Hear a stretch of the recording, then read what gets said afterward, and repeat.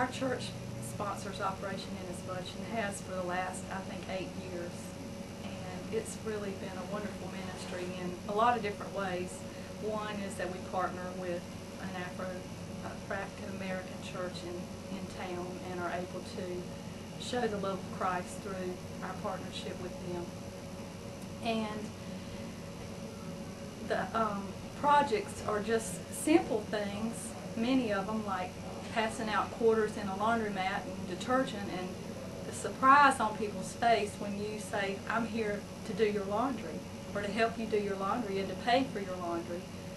Or the hygiene kits, which I've worked on since the inception, and we assemble hygiene kits and take them to a prison in Franklin County for 480 inmates.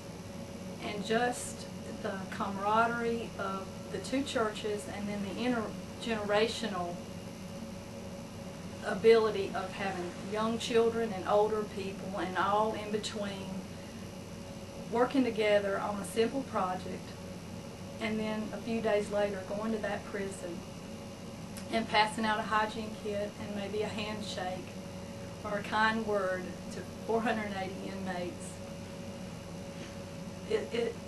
It's just allowing us to show the face of Jesus to other people.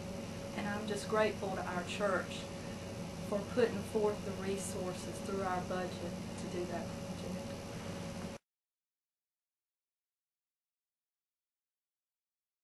I like that the Sunday school teachers teach us a lot when we're in Sunday school class. Vacation Bible school, and like all the fun things that we do and everything that we learn about God. You should think more of Jesus' birth on Christmas Eve than getting presents from Santa and getting presents for someone else. My favorite thing about church is learning about Jesus and God, and learning about the people that were before them and after them, and what the Bible stories were about.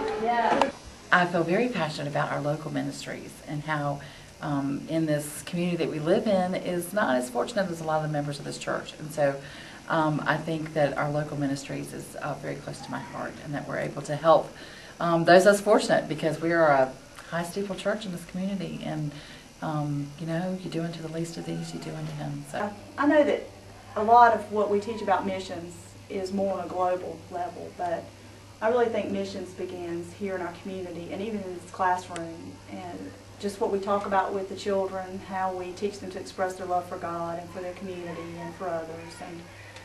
And I think for me, and I'll let Nell say for her, but we're just part of the seeds that get planted for these children. We're just one small seed in a bunch of seeds. And when they make a profession of faith, for me personally, whether it's the year that I'm teaching them or many years down the road, it's worth it all. It's worth the nights that they can barely sit in their chairs, and it's also worth all the moments that they make a profound statement that has no bearing on the lesson whatsoever. And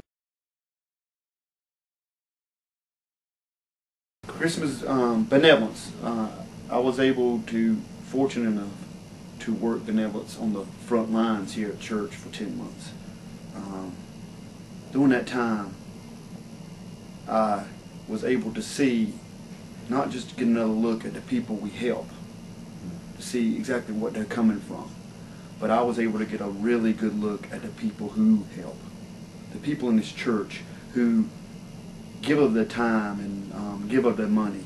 You know, I was surprised when we started working on Christmas benevolence last year that there was $2,000 set aside. We had money set aside in the budget for this every year, and every year somebody gets up in the pulpit, tells the congregation what we need, and they'll double it.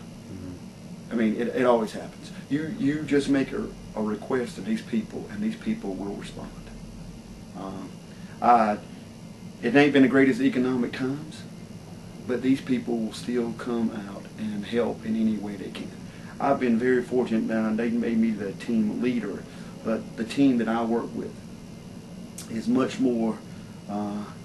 I want to be these people when I grow up, because these people will show you what it takes to be good Christians, to be good people for people in this community. And I don't think this community understands what they have in this church. You know, people show up here for food. People show up here for bills. I've seen some people personally who come here, and we were their last hope. And we gave them hope. And that's what I'm proud to be a part of. I'm proud that we are able to every year have the resources to start at Christmas time and say, we're going to find families. We're going to go to schools, and these schools and the Eastern Regional Center are going to show us the families that aren't going to have anything. They're not going to have anything. Santa Claus is not coming this year. They're going to have to come up with a reason why he didn't, but they're going to have to go to school, and these kids are going to have to go to school and have to hear about all these presents these other kids got, and they're not going to get anything. But then we come on, and we're able to say, well, we're going to give you some hope. We're going to spread a little inspiration. We're going to show you a little love, and that's what this church is good at. It's good at showing love. So I'm proud to be a part of it.